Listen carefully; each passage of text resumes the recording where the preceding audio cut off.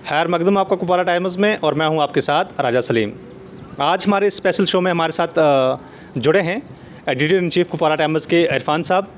आज हम बात करेंगे हाल ही में जो ड्राफ्ट डिलिमिटेशन कमीशन की जो ड्राफ्ट रिपोर्ट सामने आई है और उसको लेके हमारे जो कुपवारा ज़िला है वहाँ की पॉलिटिक्स को आज हम डिस्कस करेंगे कि किस तरह का असर जो है। आपको पता भी होगा कि हाल ही में जो ड्राफ्ट डिलिमिटेशन कमीशन ने जो ड्राफ्ट रिपोर्ट लाई है उसमें कुपवारा के अंदर एक सीट जो है वो बढ़ाई गई है और वो त्रहगाम कॉन्स्टिट्यूंसी करके उसका नाम जो है वो रखा गया है। तो इस सब विषय पे आज हमारे साथ चर्चा करने के लिए इरफान साहब हैं। इरफान साहब, हम आपसे जानना चाहेंगे कि आपके पास एक बड़ी नॉलेज है, एक बड़ा एक्सपीरियंस है पॉलिटिक्स को लेके, और पॉलिटिक्स को आप बहुत करीब से भी जानते हो। तो आपको क्या लग रहा है कि आने वाले वक्त में अगर इलेक्शन होते हैं, जिस तरह से आपको पता है कि हाल ही में सेंट्रल गवर्नमेंट की तरफ से 5 स्टेट्स में जो है इलेक्शन करवाए गए हैं और अब शायद नंबर जो है वो जम्मू कश्मीर पे है, आने वाले 2-3-4 महीनों के बाद शायद जो है इलेक्शन मुतवक्का हो सकता है। यहाँ पे कभी भी इलेक्शन कमीशन जो है वो यहाँ पे अनाउंस कर सकती है इलेक्शन की डेट्स। तो आपको क्या लग रहा है कि अगर हम कुपवारा ज़िले की बात करें तो कौन सी ऐसी पार्टी है जो वहाँ पे अपनी पकड़ है जो वो बना सकती है और आने वाले वक्त में जो 6 सीटें हैं वहाँ पे वो बढ़तरी हासिल कर सकती है? देखिए सलीम, पहले तो ये है कि कुपवाड़ा को जो है एक सीट एक्स्ट्रा मिली त्रहगाम की सीट जो कुपवाड़ा कॉन्स्टिट्यूंसी से निकाली गई। तो ये बहुत मैं इसको ऐसे देख रहा हूँ कि पॉलिटिशियंस के लिए ये बहुत अच्छी बात है। जो भी पार्टी वहाँ से अब मैक्सिमम सीट्स लाएगा तो उनको एक सीट एक्स्ट्रा मिल सकती है, और दूसरा रिप्रेजेंटेशन के हवाले से भी ये बहुत अच्छी बात होती है। तो उस वजह से क्या हो रहा है कि एक पॉलिटिशियंस जो है और जो पॉलिटिकल लीडर्स हैं या जो पार्टीज़ हैं उनको थोड़ी सी एक नई उम्मीद की किरण दिख रही है। खुसूसी तौर पे ये देखना होगा कि पीपल्स कॉन्फ्रेंस जो है उनका बुनियाद वहाँ से, और ज़्यादातर वो डिपेंड उस रीजन से करेंगे कुपवाड़ा पे, तो उनका किस तरह से रहता है। लेकिन हाँ, ये बात भी नज़रअंदाज नहीं कर सकते हैं कि वहाँ पे नेशनल कॉन्फ्रेंस भी उतनी ही मजबूत है जितनी कि पीपल्स कॉन्फ्रेंस है, और वहाँ पे पीडीपी का डाउनफॉल तो है लेकिन बिल्कुल ही आप उन्हें इग्नोर नहीं कर सकते। और अपनी पार्टी की जो एंट्री है वो भी एक बहुत अहम बात होगी कि वो कितना कर पाते हैं, जो अगर आने वाले इलेक्शन जैसे लग रहा है कि सितंबर अक्टूबर में अगर हो गए तो क्या उनका हो सकता है। इरफान साहब, एक चीज़ मैं जानना चाहूँगा आपसे कि अगर हम अपनी पार्टी की बात करें या पीडीपी की बात करें तो काफ़ी सारे जो पुराने फेसेस वहाँ पे थे, इन दो स्पेशली पीडीपी के जो थे वो पार्टी छोड़ के चले गए हैं। तो आपको क्या लग रहा है कि उनकी पार्टी छोड़ने से जो बाकी की पार्टीज़ हैं जैसे पीसी और एनसी उनको फ़ायदा हो सकता है वहाँ पर? हाँ, ये बात इम्पॉर्टेंट है। एक तो ये कि पीडीपी को जो है सबसे ज़्यादा नुकसान हुआ। जो मीर मोहम्मद फयाज़ है वो चले गए, जो राजा मंजूर हैं वो चले गए। ये मीर मोहम्मद फयाज़ जो है वो मेंबर पार्लियामेंट थे और उन्होंने पिछली बार जो इलेक्शन हारा था वो सिर्फ 150 वोट से हारा था 2014 में। और राजा मंजूर जो है वो उनके एमएलए थे यहाँ से, करना से, तो वो भी एक अच्छा खासा रोल अदा करते थे। लेकिन जब वो दोनों उन पार्टी को छोड़ के चले गए तो पार्टी को एक बहुत बड़ा धचका लगा। और इनके पास जो पीडीपी के पास सबसे बड़ा फेस वहाँ पे था वो थे एडवोकेट हक साहब। तो हक साहब जो है वो फिर बाहर नहीं आए 2018 के बाद, जब हमने देख रहे हैं तो उसके बाद वो ऐसे कोई पॉलिटिकल उनकी बहुत ज़्यादा मूवमेंट नहीं रही। बहुत बार ये भी कयास आराएँ हुई कि वो पार्टी छोड़ के जा रहे हैं, फिर पता चला कि नहीं जा रहे हैं। अभी जब उनके घर पे मौत एक वाक़या हुई थी तो उसमें महबूबा मुफ्ती जो है वो उनके घर पे आई थी। तो ये सारा कुछ वहाँ पे चल रहा है तो पीडीपी को, लेकिन इसका फ़ायदा जो है वो सभी पार्टीज़ को इक्वली मिला है, क्योंकि मीर मोहम्मद फयाज़ जो है वो खुद पीपल्स कॉन्फ्रेंस में चले गए और राजा मंजूर साहब जो हैं वो चले गए अपनी पार्टी में। तो अपनी पार्टी का वहाँ पर डीडीसी मेंबर भी आया जब हम अभी देख रहे हैं जो करना से।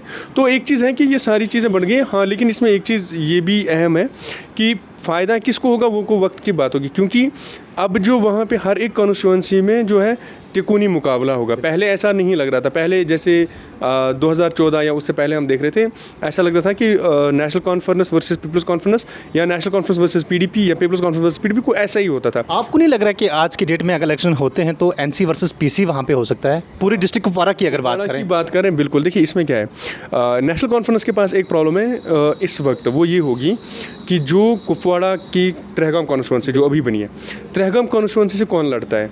और जैसे उनके पास जो है मीर सैफुल्लाह साहब है जो फॉर्मर मिनिस्टर भी थे, 3 टाइम्स एमएलए भी थे, तो वो अगर त्रहगाम से लड़ते, क्योंकि उनका आबाई गांव त्रहगाम पड़ता है, तो फिर कुपवाड़ा से किसी न किसी को ढूंढना पड़ेगा कि यहाँ से कौन लड़ सकता है जो कुपवाड़ा कॉन्स्टिट्यूंसी है। और अगर ये कुपवाड़ा से लड़ते हैं मीर सैफुल्लाह साहब, तो ढूंढना पड़ेगा कि त्रहगाम से किसको लड़ाया जाए। और ये भी होगा कि अगर जैसे कयास आराइयाँ हैं, हम जब अभी भी बात कर रहे थे बहुत से लोगों से, इससे पहले भी मुझे लग रहा आप भी थे, हम लोग बहुत से डिफरेंट पार्टीज़ के लोगों से मिल रहे थे और ये थे, तो ऐसा लग रहा था कि सब लोग अभी यही सोच रहे हैं कि पार्टी की हाई कमांड का क्या डिसीजन होगा। क्योंकि इम्पॉर्टेंट ये है कि लोलाब में जो है जब हम लोलाब वैली की बात करते हैं वहाँ पे इस वक्त मत्सल जो सॉरी जो कलारुस है वो काटा गया बीच में। मत्सल, सोगाम और लालपुरा जो है ये 3 तहसील या 3 इलाकों को जोड़ा गया है। अभी वहाँ पे नेशनल कॉन्फ्रेंस के जो हाल ही में लड़ते थे वहाँ थे। यहाँ पे मैं आपको सर रोकना चाहूँगा, आपको नहीं लग रहा है कि जो ये डिलिमिटेशन की जो ड्राफ्ट रिपोर्ट तैयार हुई है और इलाकों को काटा गया है, ठीक है सर, जैसे पहले जो एग्जिस्टिंग असेंबली सेगमेंट्स हुआ करते थे उनमें से कुछ इलाके जो काट के वो दूसरी वाले असेंबली सेगमेंट के साथ जोड़े गए हैं। जो पुराने एमएलए जो एक्स एमएलएज वहाँ पे रह चुके हैं, जिन्होंने वहाँ पे काम किया हुआ है, मतलब लोगों के साथ उठे बैठे हैं, तो कुछ ना कुछ आपको लग रहा है वो चीज़ भी उनके लिए नुकसानदेह हो सकती है। हमारे यहाँ पे क्या करते हैं कि पता नहीं ये कैसा रिएक्शन मिलेगा, लेकिन ये सच्चाई बता रहा हूँ, ग्राउंड रियलिटी ये है। हमारे यहाँ पे जितने भी एमएलएज वगैरह रहे हैं ये पर्टिकुलर इलाकों को चुनते हैं, वहाँ पे अपना एक वोट बैंक बनाते हैं ताकि जो दूसरे इलाके अगर वहाँ से थोड़ा थोड़ा सा भी आता है तो यहाँ से अच्छा आना चाहिए, हाँ ना। तो इस बार वो उल्टा हुआ। देखिए हंदवाड़ा की आप देख लीजिए, हंदवाड़ा सीट जो है वो पीपल्स कॉन्फ्रेंस की सबसे सेफेस्ट सीट हो गई है। नेशनल कॉन्फ्रेंस का जहाँ पे थोड़ा थोड़ा होल्ड था उन्हें जो है लंगेट के साथ डाला गया है, तो इसलिए फिर वहाँ से इनको बहुत ज़्यादा नुकसान उठाना पड़ेगा।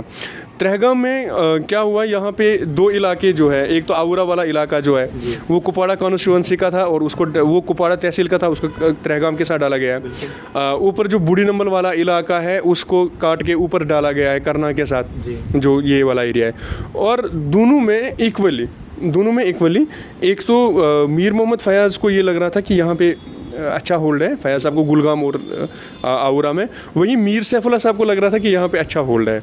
तो ये सच भी था कि इन लोगों का बहुत अच्छा था। पीपल्स कॉन्फ्रेंस भी वहाँ से वोट लेती थी, लेकिन उनका बहुत अच्छा काडर, शायद उतना काडर इन 2 इलाकों में नहीं था। यही हालत ऊपर भी थी। अब ये दोनों कट गए, लेकिन नेशनल कॉन्फ्रेंस को इसमें ये फ़ायदा मिला वहाँ पर, एक तो उनके साथ जो है केरन जोड़ा गया है। अब देखिए पॉलिटिकल जो है वो थोड़ी सी चेंज हो गई थी ट्रिक इस बार जब डीडीसी इलेक्शंस हुए थे, और सबसे ज़्यादा वोट जो केरन को है वो एडवोकेट मसरत को मिले थे, क्योंकि वो पीपल्स कॉन्फ्रेंस से, हालांकि थी पीएचडी कैंडिडेट पर पीपल्स कॉन्फ्रेंस से थी। तो ये भी अब देखना होगा कि वहाँ से शिफ्ट होगा वोट, अदरवाइज़ वो केरन जो है वो ज़्यादातर जो है नेशनल कॉन्फ्रेंस के झोली में हक में जाते हैं, लेकिन इस बार वो डिफरेंट होगा। यही हालत जो है लोलाब की हुई है। अपर रीच जो हाई हमा है वो नीचे आ गया कुपवाड़ा के साथ, और वहाँ पे दोनों बहुत अच्छा दावे कर रहे थे, पीडीपी के एडवोकेट अब्दुल हक भी और नेशनल कॉन्फ्रेंस के कैसर जमशीद भी।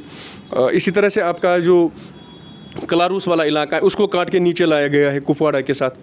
तो ये और लोलाब में इस बार जो है पीपल्स कॉन्फ्रेंस भी अच्छी खासी मूड में है, कि वो भी देखना होगा, क्योंकि एक तो वहाँ से वाइस चेयरमैन है डीडीसी के, तो ऊपर से उनकी एक पॉलिटिकल लेगेसी है ही, वो बहुत टाइम से लड़ भी रहे हैं, वो अपना 8-10 हज़ार वोट जो पहले से भी लेते थे वो वहीं पे है। तो उससे बाहर कितना निकलते हैं वो तो खैर वक्त की बात होगी, बट ये भी है। लेकिन एक चीज़ पीपल्स कॉन्फ्रेंस के लिए 2 चीज़ें जो हैं वो ठीक हो गई अहम।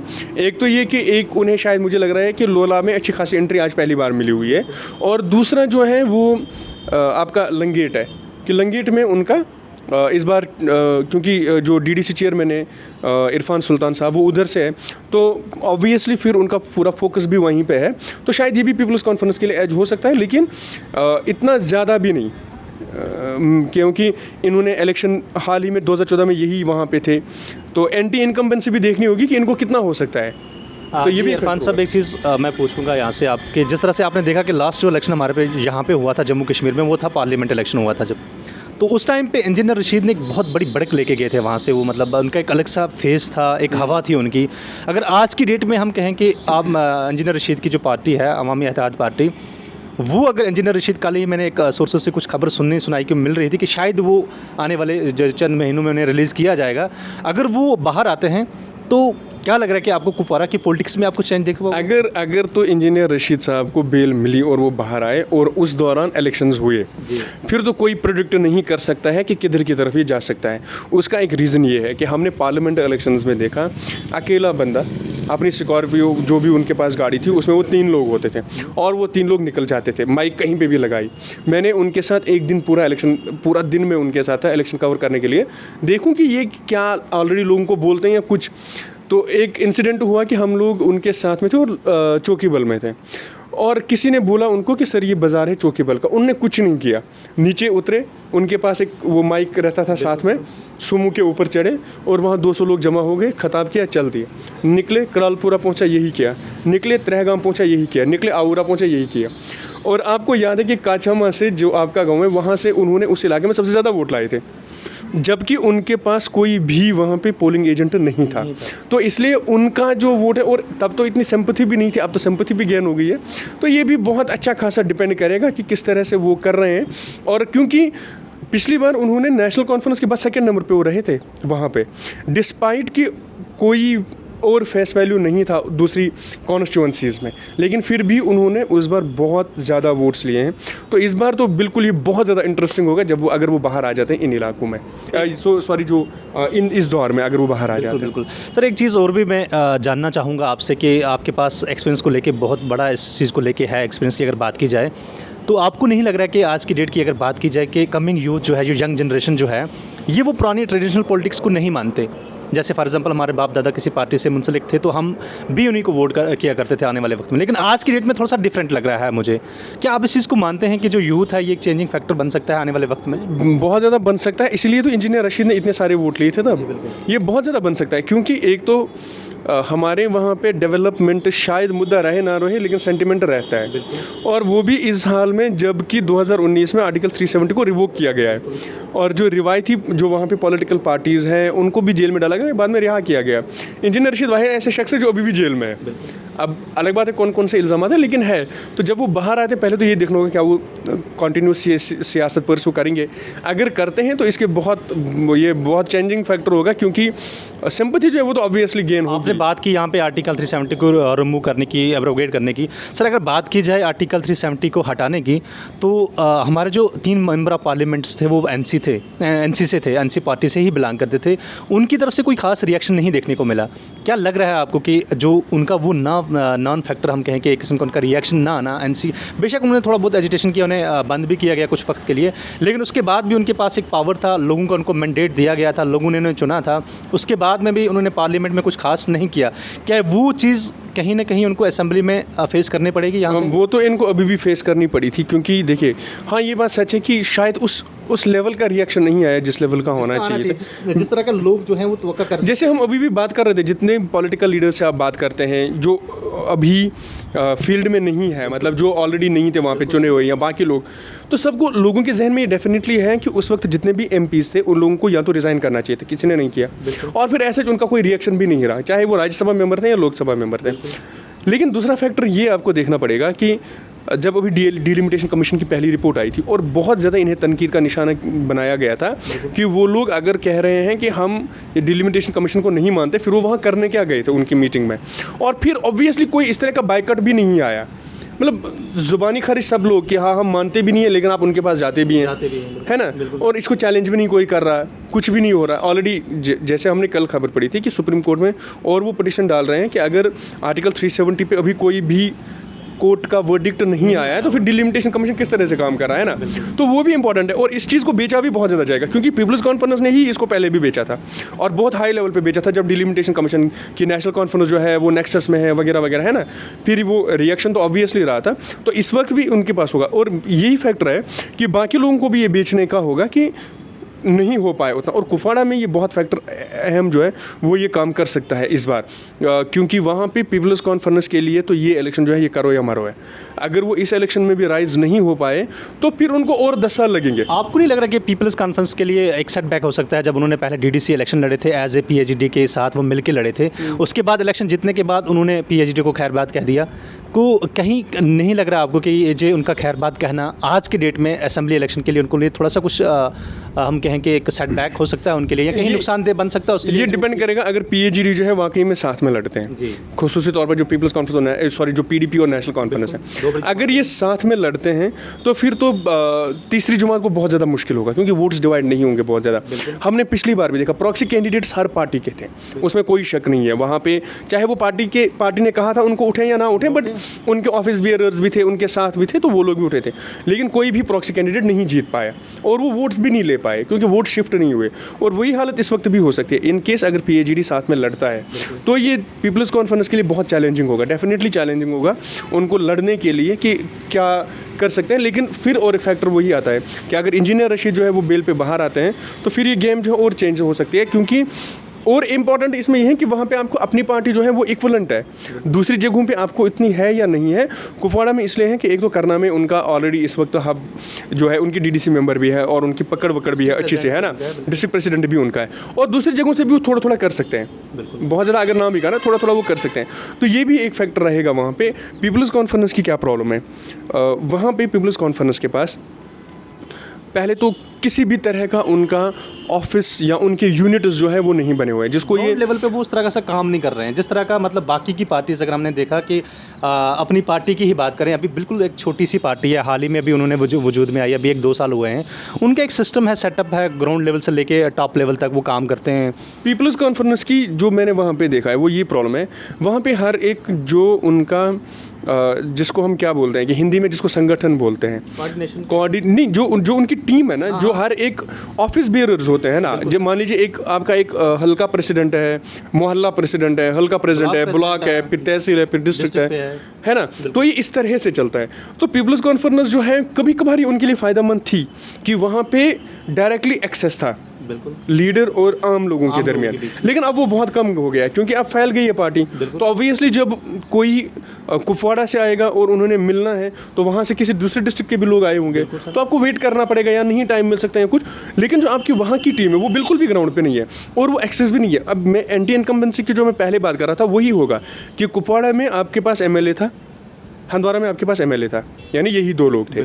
अब तब उस दौर में आपने कितना काम किया है, कितना नहीं किया है, जिनके लिए किया है हो सकता है वो ठीक हूँ, लेकिन उसमें से 10 लोगों का नहीं भी हुआ होगा ना, तो उस एंटी इनकम्बेंसी को भी आपने पूरा करना। और दूसरा ये कि कैंडिडेट जो है इस बार पर्टिकुलरली इस इलेक्शन में कैंडिडेट सिलेक्शन जो होगी वो बहुत इंपॉर्टेंट होगी, और अगर किसी भी पार्टी का कैंडिडेट ठीक नहीं आया, मैं दावे से कह सकता हूँ कि चाहे उनकी कितनी भी मजबूत पकड़ हो या हमारे वोट है ये वो है, उनको वोट्स नहीं मिलेंगे वहाँ पे।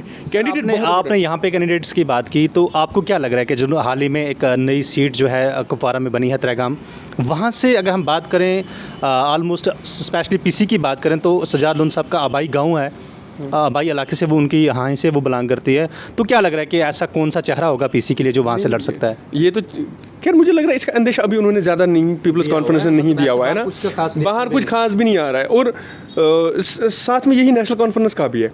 देखिए अगर तो उनका मीर सैफुल्लाह साहब जो है वो लड़ते हैं कुपवाड़ा से, वो लड़ते हैं अगर मान लीजिए कुपवाड़ा से, तो उनको त्रेहगाम से नया कैंडिडेट ढूंढना पड़ेगा। वो अगर लड़ते हैं त्रेहगाम से, उनको कुपवाड़ा से ढूंढना पड़ेगा। बीच में ये भी खबर चली थी कि कैसर जमशेद लोन जो है वो शायद लड़ेंगे कुपवाड़ा से। इन केस ये तब है अगर पीएचडी नहीं लड़ी, इंडिविजुअल लड़ी, अलग लड़ी पार्टी, तो कैसर जमशेद जो है अगर वो कुपवाड़ा से लड़ते हैं तो शायद नासिर नज़ीर जो है जो डीडीसी मेंबर भी है तो वो शायद लोलाब से लड़ाए जाएंगे, और मीर सैफुल्लाह साहब जो है वो शायद त्रेहगाम से लड़ेंगे अगर ये वाला फैक्टर नहीं बनता। अब इसमें दूसरे पीपल्स कॉन्फ्रेंस का जो आप बोल रहे थे, पीपल्स कॉन्फ्रेंस के बाद पास भी इस वक्त यही प्रॉब्लम चल रही है हर एक जगह पे। क्यों? कुपवाड़ा से मान लीजिए उनके पास है मीर मोहम्मद फयाज साहब, बिल्कुल ठीक है, और त्रेहगाम से वो किसको लड़ा रहे हैं ये बहुत इंपॉर्टेंट होगा। अगर वो एडवोकेट बशीर डार को लड़वा रहे हैं जो पहले थे ही वहाँ पे एक्स एमएलए थे जो बशीर डार साहब थे, अगर वो वहाँ से उनको लड़वा रहे हैं तो ये भी देखना होगा कि एंटी इनकम्बेंसी फैक्टर है एक, दूसरा किस तरह का इस वक्त जो है लोगों में नियति होगी, क्योंकि ये थोड़ा ट्रिकी सा रहेगा। क्योंकि वो पिछली बार वो एमएलए थे, अगर जैसे मीर सैफुल्लाह एमएलए थे और एंटी इनकम्बेंसी थी, वो 8000 नीचे आ गए वोट, है ना, तो ये जांचना होगा कि क्या वहाँ पे एंटी इनकम्बेंसी काम करेगा या नहीं करेगा या क्या करेगा।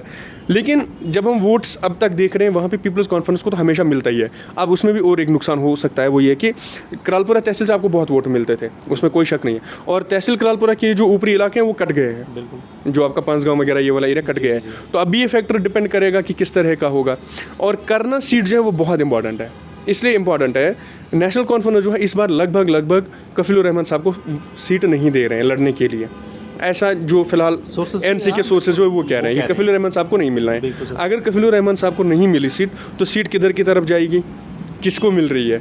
दूसरा पीडीपी का पिछले बार वहाँ पे राजा मंजूर साहब थे, इस बार कोई भी नहीं है अभी कि किसको वो दे रहे हैं। और पीपल्स कॉन्फ्रेंस के पास जो पिछली बार कैंडिडेट्स थे वो उनको छोड़ के चले गए हैं, तो अब उनके पास भी कोई नहीं है फिलहाल ले दे के। इस वक्त अगर वहाँ पे कोई स्टैंड है तो वो अपनी पार्टी है, बाकी भी ऑब्वियसली काम कर ही रहे होंगे और उनके पास भी कोई ना कोई चेहरे होंगे, लेकिन ऐसे जब हम काम की बात कर रहे हैं वो नहीं दिख रहा है ना वहाँ पे।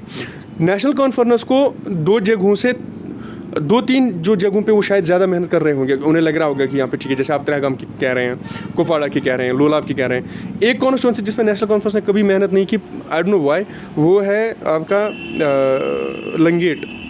इरफान साहब, आपने लिंगेट की बात की। अगर हम लिंगेट की बात करें तो लिंगेट में आपको क्या लग रहा है इस बार बीजेपी वर्सेस इंजीनियर रशीद हो सकता है या पीसी वर्सेस इंजीनियर रशीद हो सकता है? हाँ, ये बहुत इंपॉर्टेंट फैक्टर रहेगा इस बार, क्योंकि जावेद कुरैशी जो वहाँ पे है वो काम कर रहे हैं, सच में काम कर रहे हैं, लोगों से मिल रहे हैं, लोगों के पास जा रहे हैं, वहाँ पे मीटिंग्स अरेंज करवा रहे हैं। पिछले 3 सालों में अगर किसी बंदे ने काम किया वो उन्होंने ही किया। बाकी पॉलिटिशियंस को लेकर अगर हम बात करें, उन्होंने बहुत काम किया, लोगों से मिलने का, उनके साथ कम्युनिकेशन करने का, सुनने का, बोलने का।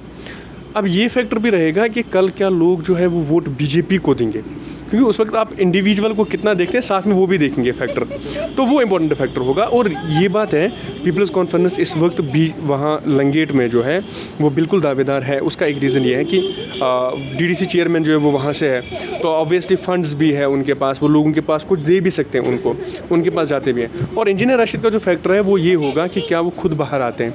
अगर वो खुद बाहर नहीं आते हैं तब तक, या खुद नहीं लड़ते हैं, मान लीजिए कि उनको जेल से लड़ाया गया, ये भी एक ऑप्शन बन सकता है। मुझे नहीं लग रहा है कि वो तब इतना कुछ फैक्टर करेगा। इंजीनियर राशिद का ये रहेगा कि अगर वो खुद बाहर आते हैं तो फिर तो अलग अंदाज होगा, और अगर वो खुद बाहर नहीं आते हैं, जेल से लड़ते हैं, तो फिर मुझे लग रहा है थोड़ा सा कम होगा। क्योंकि एक होता ना कि एक बंदा सामने है और एक आपको कहीं और से कम्युनिकेट कर रहा है, तो वो तो फ़र्क पड़ता ही है। तो वो भी एक अहम फैक्टर होगा कि वो क्या करेंगे। हाँ, तीनों जो है, हालांकि नेशनल कॉन्फ्रेंस तो वहाँ पे कभी भी उतना ज़्यादा नहीं रही है ग्राउंड पे, ये भी उनकी प्रॉब्लम है, पता नहीं क्यों। और पीडीपी का भी बहुत ज़्यादा अच्छा खासा नहीं है, लेकिन है डेफिनेटली वहाँ पे पीडीपी है। और पीडीपी ने इससे पहले भी वहाँ पे वोट्स लिए हैं, ऐसा नहीं है कि वो बिल्कुल नहीं है, वो है वहाँ पे, जितना भी वोट्स लेते हैं। पीपल्स कॉन्फ्रेंस और इंजीनियर रशीद जो है अवामी एहतियात पार्टी, वो दो तो वहाँ पे अच्छे खासे फैक्टर रहेंगे। और बीजेपी का क्या फैक्टर रहेगा ये वहाँ पे देखने वाला होगा, ये बहुत मज़ेदार होगा। इरफान साहब, आपने कहा कि जो बीजेपी के लीडर हैं वहाँ से जावेद कुरैशी साहब, वो लोगों के साथ बैठते हैं, उठते हैं, मिलते हैं, उनके मसाइलों को सुनते हैं। आपको नहीं लग रहा कि पिछला जब लास्ट इलेक्शन हुआ था 2014 में, उसके बाद 2018 में जब गवर्नमेंट टूटी थी, उसके बाद जो हमारे लीडर्स थे, स्पेशली हम बात करें कि जो भी एक्स एमएलएज आज की डेट में एक्स एमएलएज कह सकते हैं, वो 18 के बाद टिल डेट तक वो लोगों के कंटेक्ट में नहीं रहे। वो कहीं ना कहीं आज की डेट में उनके लिए एक डिसाइडिंग फैक्टर बन सकता है कि लोगों के साथ राब्ते में ना रहना या उनके मसले मसाइल को ना सुनना। ये तो बहुत अहम है, क्योंकि आप लोगों के पास नहीं जा रहे हैं, आप उनको सुन नहीं रहे हैं, आपको मालूम नहीं कि क्या है। क्योंकि देखिए 2019 के बाद फिर 20 फिर 21, क्योंकि 2 साल फिर पेंडेमिक रहा, पहले 6 महीने बंद रहे, और लोगों में बहुत ज़्यादा गुस्सा भी है बहुत सी चीज़ों को लेके। और फिर जॉब्स भी छूट गई, फिर कुछ काम धंधा भी नहीं था, छोटे छोटे जो मसाइले वो बहुत ज़्यादा बढ़ गए, उनको कोई सुनने वाला भी नहीं था, है ना। तो ये भी आपको देखना होगा कि इस वक्त अभी इतने महीने, जितने भी महीने आप बचे हैं, ये लोगों के साथ कितना इंटरेक्ट करते हैं, उनके पास आते हैं, उनको सुनते हैं, उनके साथ बात करते हैं। क्योंकि गुस्सा भी है, वो भी सहना है, आपके खिलाफ भी हैं लोग, आपके हक में भी हैं लोग, तो कितना हो जाता है, ये तो बहुत ज़्यादा काम करेगा। और सच बात ये है कि कोई भी लीडर वहाँ पे मौजूद नहीं था, कोई भी लोकल लीडर जो है आपका वो वहाँ पे अवेलेबल नहीं था लोगों के पास, और बिल्कुल भी अवेलेबल नहीं था। तो लोग जो है, अब वो पुराना ज़माना नहीं रहा है कि बड़े साहब ने बोला है आपको इसको वोट देना तो इसी को देना है। हमने पार्लियामेंट इलेक्शन में देखा है कि एक घर में 3 वोट थे, तीनों ने अलग अलग लोगों को वोट दिया, है ना। उन्होंने कैंडिडेट को कुछ ने देखा, कुछ ने पार्टीज़ को देखा, कुछ ने देखा कि हमें क्यों किसी और को भेजना चाहिए, है ना। तो ये तीनों चीज़ें जो है ये अब भी काम करेंगे। और बहुत इलेक्शन की आपने यहाँ पे बात की इरफान साहब, पार्लियामेंट इलेक्शन की बात की जाए तो पीसी एक मजबूत दावेदार माने जाती थी पार्लियामेंट। अगर हम बारामूला कुपवारा वाली सीट की अगर बात करें तो एक स्ट्रांग हम कह सकते हैं कि एक हवा थी कि अब की बार जो है यहाँ से पीसी जो है अपना सीट शायद निकाल पाएगी। लेकिन अगर उसके बाद देखें तो वो ऐसा देखने को नहीं मिला। क्या रीज़न रह सकता है इसके पीछे, आप क्या कह सकते हैं? एक तो इसमें ये है ना कि अगर आपको लग रहा है कि हमारा जो मजबूत गढ़ है वो कुपवाड़ा है, बिल्कुल सर, लेकिन आप कैंडिडेट जो है वो बारामूला से उठा के लाते हैं, वो उड़ी से उठा के लाते हैं ना। तो वहाँ पे तो अपनी कॉन्स्टिट्यूएंसी में जो वक्त पार्लियामेंट कैंडिडेट थे उनको, जहाँ पे कैंडिडेट है खुद, वहाँ से तो उनको वोट ही नहीं मिले। बिल्कुल, वहाँ पे भी आपने देखा ना क्या फैक्टर रहा। तो कुपवाड़ा में क्यों कोई, मतलब देखिए, अगर मैं उनको ये भी तो होना चाहिए ना, आपने वोटर को ये भी यकीन दिलाना है कि आप में से हैं, कि आप, है ना, यहाँ तो पार्टी इतनी मजबूत हूँ, उनका ऑर्गेनाइजेशन सेटअप इतना मजबूत हूँ कि वो कहे कि हाँ हमने इसी बंदे को वोट देना है। क्यों? क्योंकि है ना कि ये हमारे साथ है, रिलेटेड है। लेकिन अगर वो आप उस तरह का कम्युनिकेशन करने में आप नाकाम रहते हैं, तो फिर जिस बंदे को आप ला रहे हैं, या तो आप उस बंदे को लाइए जो आपके कुपवाड़ा से हो। फिर अगर वहाँ से कुपवाड़ा से मान लीजिए 5 कॉन्स्टिट्यूंसीज में 4 लाख वोट पड़ता है, मान लें 2 लाख वोट भी पड़ता है, उस 2 लाख में से आप 1 लाख 1,20,000 वोट वहीं से ले रहे हैं। ये तो फिर डेफिनेटली बात है, क्योंकि लोग आपको ही फिर वोट करेंगे ना। वहाँ पे आप देखिए क्या हुआ, पीडीपी के लोगों ने भी उस वक्त वोट नहीं किया, अगर किया तो किसी और को किया, जी बिल्कुल। उन्होंने नहीं किया क्योंकि उनका जो कैंडिडेट था वो दूर का था, और वो सिलेक्शन ये भी हुई ना कि वहाँ पे अगर आप देखें ग्राउंड पे उतनी मेहनत भी नहीं हुई पीडीपी की। एक तो ऑलरेडी उनका एंटी इनकम्बेंसी था, गवर्नमेंट थी, उन्होंने वो किया था, ये किया था, वो था। दूसरा फिर जिसको आप ला रहे हैं वो भी पॉलिटिकल सर्कलों में ऑलरेडी नहीं है ना, वो अपनी लॉबी लेके चला रहे हैं। ये हमेशा ही होता है जो फैक्टर पॉलिटिक्स का, और यही हालत इनकी हुई कि आप किसी और को ला रहे हैं, है ना।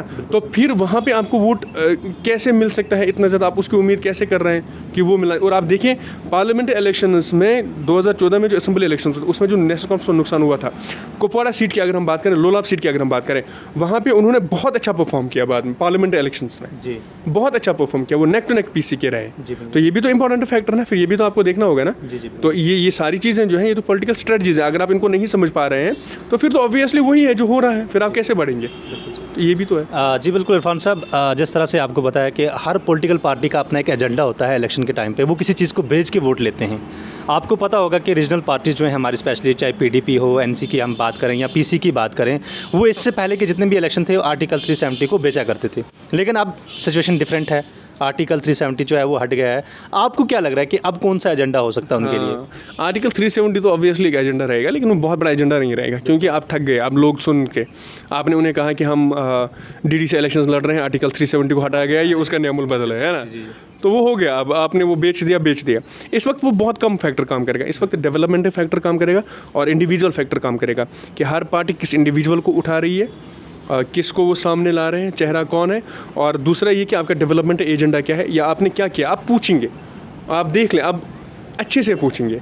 डीडीसी इलेक्शंस में आपने देखा कि कितनी कम पोलिंग हुई है उन इलाकों में जहाँ पे लग रहा था कि मान लीजिए नेशनल कॉन्फ्रेंस का गढ़ है या पीपल्स कॉन्फ्रेंस का गढ़ है या पीडीपी का घर है, वहाँ पोलिंग नहीं हुई और बहुत कम पोलिंग हुई, है ना। तो वो चीज़ भी आपको इस वक्त जहन में रखनी होगी कि ये लोग जो है इस वक्त ये डिसाइड करेंगे कि क्या है। और दूसरा, हमारे यहाँ पे नौजवान जो सबसे ज़्यादा बेरोज़गार है जम्मू कश्मीर, तो ऑब्वियसली आपने अभी देखा क्या कहा उन्होंने अपनी रिपोर्ट में कि सबसे ज़्यादा बेरोज़गार जम्मू कश्मीर में है, और फिर हमारे वहाँ पे भी यही फैक्टर है ना। तो वो भी तो आपको इस वक्त उन्हें कुछ नया देना है कि उन्हें लगे कि हाँ ये चीज़ हो सकती है, ठीक है ना। तो अब वो बातें नहीं रहेंगी। और कुपवाड़ा में और एक फैक्टर भी मैं आपको बता रहा हूँ, मुझे लग रहा है कि वो भी होगा, वो ये होगा कि हिंदवाड़ा साइड से लोग जो है, क्योंकि अभी जिस तरह की बातें चली थी, आपने अभी एक प्रेस रिलीज इनका पढ़ा होगा जावेद कुरैशी का, उसमें उन्होंने कहा था कि हम डिमांड कर रहे हैं कि हंदवाड़ा को एक अलग से डिस्ट्रिक्ट दिया जाए, कि मैंने ये उठाया अभी आपने टॉप डिमांड उनकी काफ़ी है ना चल रही आ रही है। और ये होता भी है क्योंकि कुपवाड़ा में जो लोग हैं उन्हें लग रहा है कि क्योंकि हंदवाड़ा को हमेशा मिनिस्ट्रीज मिली हैं, बिल्कुल। चौधरी रमज़ान के दौर में, फिर सोफ़ी साहब थे, अभी सजाद गनी लॉन थे, हाँ अब्दुल गनी लॉन साहब के टाइम पे भी, और फिर अभी सजाद गनी लॉन साहब थे, ये थे। तो रमज़ान साहब से लेके यहाँ तक, चौधरी रमज़ान साहब से लेके यहाँ तक सब लोग मिनिस्टर्स जो हैं वो हंदवाड़ा साइड में आए हैं, और इनको लग रहा है कि हमें जो है वो उतना शेयर नहीं मिल रहा है। कुपवाड़ा वालों को, हिंदवाड़ा वालों को लग रहा है कि हमें शेयर नहीं मिल रहा है, ठीक है। तो वो दोनों चीज़ें जो है आपको देखनी होंगी, और मुझे लग रहा है ये दोनों काम फैक्टर भी काम करेंगे कि थोड़ी थोड़ी जो है आवाज़ें बाहर आने लगी हैं जो दूसरे हल्के हैं, पॉलिटिकल हल्कों के बगैर, वो लोग भी इसी की डिमांड कर रहे हैं कि अलग अलग तो होना चाहिए। अब जब आएगा, अगर सच में ऐसा आया तो फिर बेचेगा कौन? हमने करना कि जैसे देखिए है कि टनल मिल रही है पिछले 6, है ना, बहुत बार हम ये कह रहे हैं, हर एक ने कहा हमने लाई। अभी हाल में बीजेपी ने कहा नहीं हमने लाई, तो अब हम इस पर काम ही शुरू कर रहे हैं, है ना। हालांकि सर्वे उसको बहुत टाइम से हुआ था, जो भी है। तो अब डिपेंड करेगा कि बेचेगा कौन, ये डिस्ट्रिक्ट वाला भी जो मसला है या मुद्दा है, इसको कौन उठाएगा। और जो हमने कल कास्ट वाली बात करी थी, कुपवाड़ा के हर गांव को आपको नजार, कुमार, लोहार, गनाई, ये सारी जातें जो हैं ये मिलेंगी, बिल्कुल। और वो डिमांड थोड़ा थोड़ा करके वो भी उठ रहा है कि भाई इनको ओबीसी क्यों नहीं मिल रहा है, तो वो भी फैक्टर काम करेगा कि कौन उसको ज़्यादा से ज़्यादा उठाएगा, कौन कह रहा है हाँ इन्हें ओबीसी में लाओ या ना लाओ, और फिर उसको कैसे वो लोगों तक पहुंचा रहा है, डिलीवर कर रहा है ना। तो ये भी बहुत अहम होगा, ये भी बेचने वाला होगा। अभी देखते हैं, क्योंकि बट मुझे लग रहा है कि इस वक्त पॉलिटिशियंस के पास जो आर्टिकल 370 की आपने बात करी वो तो खत्म हो गया। अब डेवलपमेंट होगा और इसके अलावा क्या वो और बेचेंगे, वो भी डेफिनेटली डिसाइड करेगा। इरफान साहब, आपका ज़्यादा वक्त ना लेते हुए मैं आपसे एक लास्ट सवाल करूँगा यहाँ पे कि हाल ही में आपने देखा कि पंजाब की इलेक्शन, अगर बाकी की स्टेट्स की बात की जाए तो, लेकिन हमारे लिए इंपॉर्टेंट थोड़ा सा पंजाब बन जाता है, क्योंकि आम आदमी पार्टी ने दिल्ली से पहली बार बाहर आए और एक बहुत बड़ी जीत जो है वो दर्ज किया, और फ़ौरन उस जीत के बाद फ़ौरन उन लोगों ने ये कहा कि अब हमारी नज़रें जो हैं वो जम्मू कश्मीर पे हैं। क्या लग रहा है आपको? ये तो बहुत ये बिल्कुल इफ़ेक्ट करेगा, बिल्कुल करेगा, इसमें कोई ऐसी बात है नहीं कि वो नहीं करेगा। मैंने क्लोजली थोड़ा सा देखा है, आम आदमी पार्टी जो है उनके जो काम करने का तरीका है वो रिवायती पार्टियों से बहुत मुख्तलिफ है। वो सोशल मीडिया पे भी उतने ही एक्टिव हैं जितने वो ग्राउंड पे हैं, उनके वर्कर्स, क्योंकि वो कह रहे हैं कि हमारे वर्कर्स नहीं है, वॉलंटियर्स हैं, और आपने उस वॉलंटियर को जोड़ के रखना है। उनका हर एक वोटर वर्कर है, और परसेप्शन बनाना, आईटी सेल उनका, बाकी चीज़ें उनका जो है सब कुछ स्ट्रैटेजिक है, वो पुराना वाला नहीं है। हालांकि जम्मू कश्मीर में स्लाइटली डिफरेंट रहता है, वहाँ पे है ना, कल को मान लो कोई ऐसा इंसिडेंट हो गया तो फिर पता भी नहीं ये लोग आएंगे बाहर के नहीं आएंगे, ये भी आप जम्मू कश्मीर में रहता है। जम्मू में जो है वो बहुत ज़्यादा असर करेगा बनिस्बत के कश्मीर से ज़्यादा। कश्मीर में ऑब्वियसली वो असर कर सकता है, लेकिन इतना ज़्यादा नहीं करेगा जितना जम्मू में करेगा पर्टिकुलरली। यहाँ पे उसके बहुत से रीजंस है कि क्या कर सकता है। लोग जो है जम्मू कश्मीर में, एक तो अरविंद केजरीवाल ने वो आर्टिकल 370 वाली जो बात कही थी, तो उसका तो वहाँ पे थोड़ा सा असर पड़ेगा, एंटी होगा। और दूसरा ये होगा कि वहाँ पे कौन लोग अपला रहे हैं, है ना, जम्मू से भी वहाँ से भी, लेकिन जम्मू में ज़्यादा असर करेगा बनिस्बत कश्मीर से। हमने देखा कि जब पीडीपी की ग्राफ कम हो गया, गिरावट हो गई, उनके लोग निकल गए, है ना। दूसरी पार्टीज़ में भी वो उतने ज़्यादा गए या नहीं गए, डीडीसी इलेक्शंस में हमने देखा वो उतने ही वहाँ पे वापस आए। जी बिल्कुल, उतना ज़्यादा मान लो ना आए लेकिन आए, बिल्कुल, है ना। तो इसलिए ये भी देखना होगा कि अगर एक पार्टी का आपको लग रहा है कि ये पार्टी ख़त्म हुई, उसका असर नहीं हुआ, असर बराबर है, या कोई पार्टी बहुत ज़्यादा उभर रही है, क्या उसका असर है या नहीं है, दोनों चीज़ें बराबर की रहती हैं। और आम आदमी पार्टी का जो है उनका असर बहुत ज़्यादा रहेगा जम्मू कश्मीर में, तो अच्छा खासा रहेगा। जैसे कहा जा रहा है कि अब तो लोग बहुत ज़्यादा ज्वाइन भी कर रहे हैं, और उनका वो डिपेंड करेगा, क्योंकि उनकी एक तो सियासत डिफरेंट है, एक तो मुद्दे डिफरेंट है। मॉडल बेच रहे हैं, केजरीवाल मॉडल बेच रहे हैं, हाँ ऑब्वियस है, ये इंपॉर्टेंट है जो आपने बात कही, वो मॉडल बेच रहे हैं। तो मॉडल बिकेगा भी क्या, तो वो भी बाद में देखेंगे, लेकिन एक फैक्टर ये भी होगा, और दूसरा फैक्टर ये भी होगा कि यहाँ पे जम्मू कश्मीर में जो है अभी एसटीज़ को भी दी गई हैं सीट्स। हाँ, बीजेपी तो फिलहाल दावे कर रही है कि हमने बढ़ाई है, हमारी वजह से, और ये परसेप्शन भी बहुत ज़्यादा नहीं चलेगा मुझे लग रहा है, क्योंकि हम राजौरी पुंछ की बात करें, वहाँ पे इनके जो मिनिस्टर्स थे डीडीसी में अभी बुरी तरह से हार गए। एक ओवरऑल हम बात करें जम्मू कश्मीर यूटी की बात करें, तो आपको क्या लग रहा है कि अब की बार जो सरकार है वो कहाँ की तरफ जा रही है, और हवा किसकी है, अगर हम ऑन द होल बात करें? अगर तो पीएचडी ने साथ में लड़ा तो फिर तो अच्छा खासा जो है वो सीट्स ले लेंगे। बिल्कुल सर, ले सकते हैं, है ना, मतलब ले सकते हैं, वो अच्छी खासी सीट्स ले सकते हैं।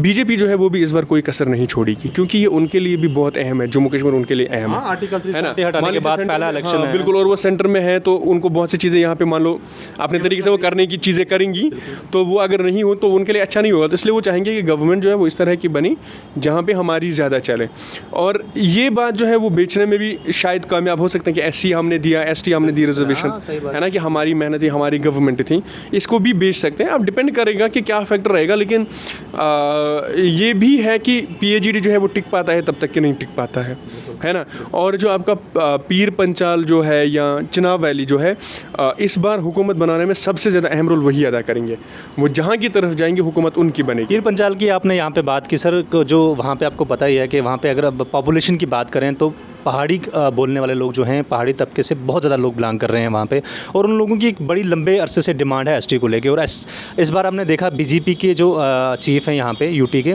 वो बार बार कह रहे हैं कि बीजेपी जो है वो उनको एसटी का स्टेटस देगी। तो अगर मिला उन्हें इलेक्शन से पहले, तो क्या लग रहा है कि आपको पीर पंचाल वाला रीजन जो है उसका क्या है? वो बीजेपी, देखिए क्या है, आप उन इलाकों को अच्छे से देख लीजिए कि वो किस तरह से काम करते हैं वहाँ पे। डीडीसी में हमने देखा उन्हें, बीजेपी को वहाँ पे कोई सीट नहीं मिली, ऑलमोस्ट नहीं मिली, है ना, बिल्कुल ही नहीं मिली, उनके मिनिस्टर्स तक हार गए थे। वहाँ पे काम जो है और लोग भी कर रहे हैं, वहाँ पे इक्वल पॉपुलेशन भी है उनकी। पहाड़ियों का जो एसटी स्टेटस का है, इसमें बहुत, मैं आपको इंटरेस्टिंग एक चीज़ बताऊँगा।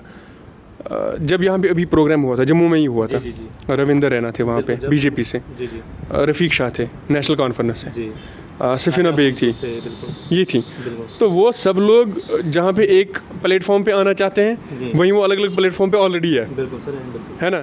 तो वो एक फैक्टर जो वो भी तो अहम करेगा ना, कि आप उनके साथ भी हैं, आप उनके खिलाफ भी हैं। ये कैसे हो सकता है कि आपको, अगर आज आप उनके साथ में हैं, जी बीजेपी वाले हमारी मेहनत कर रहे हैं हमारे साथ, हमें पहाड़ी कम स्टेटस का एसटी में डाल रहे हैं, और कल जब आप वहाँ जाएंगे वापस फिर बोलेंगे नहीं बीजेपी अच्छी नहीं है, तो ये कैसे हो सकता है ना। तो ये पॉसिबल तो है नहीं। और दूसरा मुझे लग रहा है कि पीर पंचाल से ऐसा सच जो है पहले जो भी हुआ वहाँ पे बीजेपी को सीट्स मिली थी, इस बार तो इतना ज़्यादा मुझे नहीं लग रहा है, जो डीडीसी रिजल्ट्स के हिसाब से मैं बोल रहा हूँ, या चुनाव वाले में भी इतना नहीं लग रहा है।